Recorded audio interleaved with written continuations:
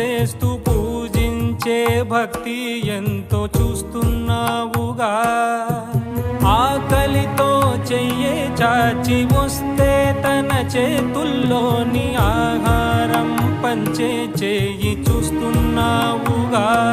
నిన్ను చూడ జనమంతా జగమంతా తిరుగుతారే, సులభంగా నిన్ను చేరే దారెవరు తెలుసుకోరే. అలంకారం అసలు లేని, అహంకారం అన్నది లేని, ఏ కళ్ళ కపటం కానరాని మనసుల్లో నువ్వే కలిసా నిన్నే నిన్నే